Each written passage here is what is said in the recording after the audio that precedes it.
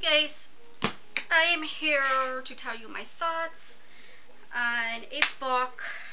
First, yes, I did dye my hair again, the same color as last time, but since it was more orangey this time, it turned out brighter, like the color took better. And I finished, there's 2 books. I plan on doing 2 reviews, not on this one video. But I've been sick these past couple of days, just not feeling good, and then today I've had a horrible headache. But yeah, so I took quite a bit of Advil and that, and said, you know what, I need to get these done, or else I'm just not going to do them.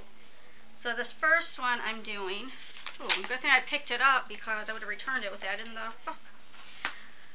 First one is Unleashed, the Wolf Springs Chronicles, the first one by Nancy Holder and Debbie Viguie, maybe. And I wasn't sure if I was going to like this book, and I tried to renew it because we get our books for 2 weeks, and somebody was waiting for this book, so I couldn't renew it. So I'm like, you know what, I'll just start it so I can get it done before it's due back, and you know what, if I don't like it, whatever, because it's about werewolves, and I liked Shiver. I gave it 3 stars, but it wasn't anything great, so that's why I wasn't so excited about this one. But I ended up giving it 5 stars. I absolutely ended up loving this book. And so let me go ahead and read the inside to you and then tell you what I thought of it. There's something on the back of it here. Okay. If I can open the book, I'll do it. It says, Caitlin McBride's life changed in an instant when her mother died. Uprooted from her California home, Caitlin was shipped to the middle of nowhere, Arkansas, to her only living relative, her grandfather. And now she has to start over in Wolf Springs, a tiny village in the Ozark Mountains. Like any small town, Wolf Springs has secrets, but the secrets hidden here are more sinister than Caitlin could ever imagine. It's a town with a history that reaches back centuries, spans continents, and conceals terrifying truths.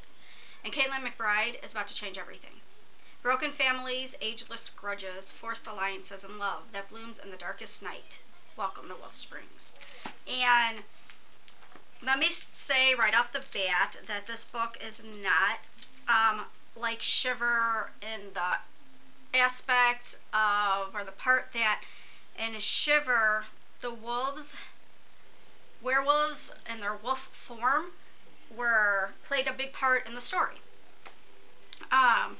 And in this book, that didn't happen. Now, in the second book, it very well might because of the way this left off.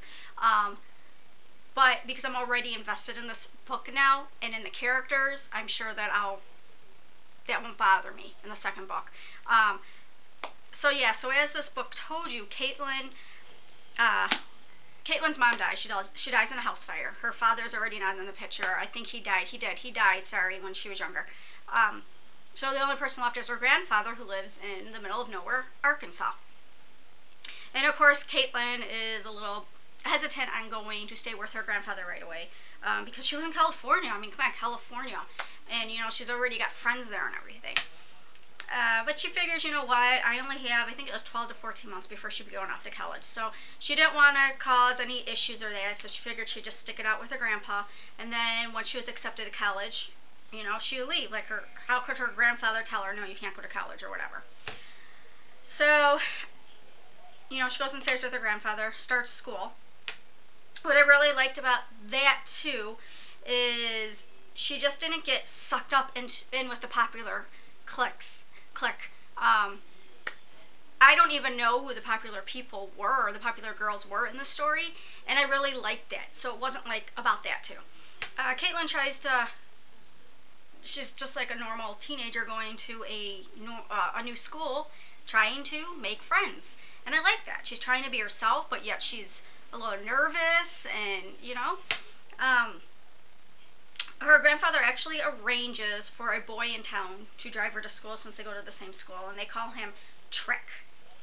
And so, of course, she gets to know him from the rides back and forth to school.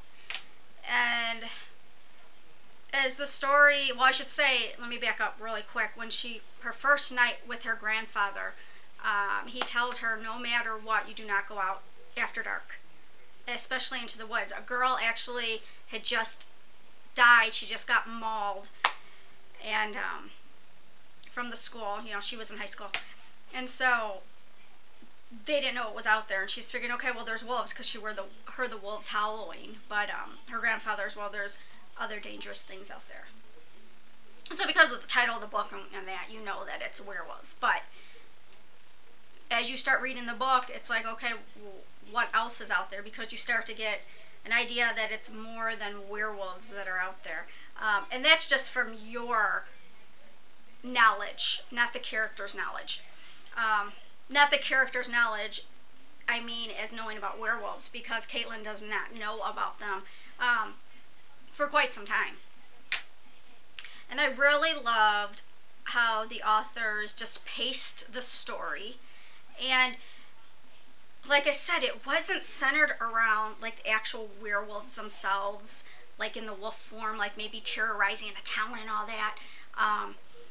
It was more of like a folklore, the history, which I just found very interesting. And there was actually a school project that Caitlin had to do, and that's where basically this book starts from.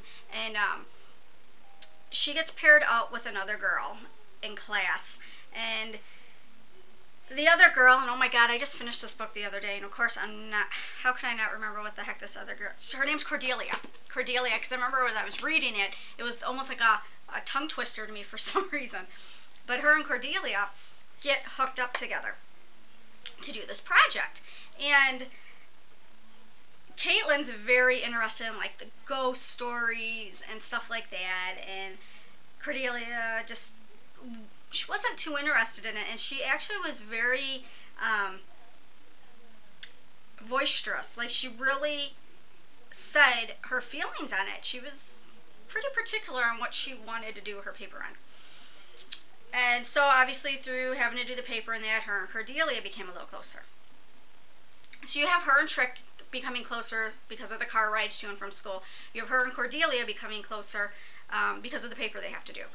Now, what else is going on in the story is, like I said, you're not supposed to be out after dark, and her grandfather is very adamant about this. He's so strict on this that she thinks he's not going to let her go. There was a party she was invited to and something else, and but he did. He let her go. He actually told her, you know, though, you need to make sure you're with somebody after dark. Unfortunately, one of these times she was not. And of course, which is no surprise, the one time that she is not with somebody, something happens. And that was interesting. That was interesting.